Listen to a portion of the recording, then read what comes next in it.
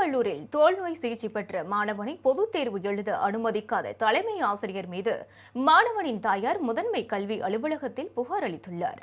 திருவள்ளூர் மாவட்டம் புட்லூர் பஜனை கோயில் தெருவைச் சேர்ந்த ராதிகாவின் மகன் காக்கலூர் பகுதியில் உள்ள அரசு மேல்நிலைப் பள்ளியில் 10ஆம் வகுப்பு படித்து வருகிறார். அந்த மாணவனுக்கு ஏற்கனவே தோல்நோய் இருந்துள்ளது. இந்நிலையில் தோல்நோய் சிகிச்சை பெற்று குணமடைந்த மாணவன் 10ஆம் வகுப்பு பொதுத் தேர்வு எழுத பள்ளிக்கு சென்றுள்ளான்.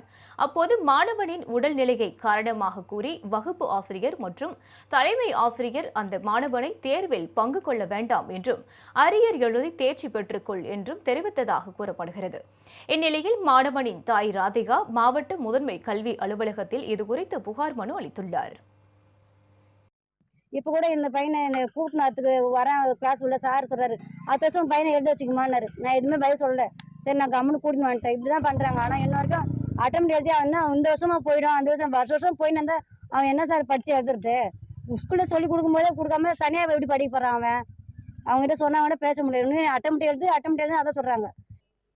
அரசு மேல்நிலைப் பள்ளியில் பயிலும் மாணவனை இவர்கள் பரீட்சை எழுதக்கூடாது என்று எப்படி தடுக்கலாம்?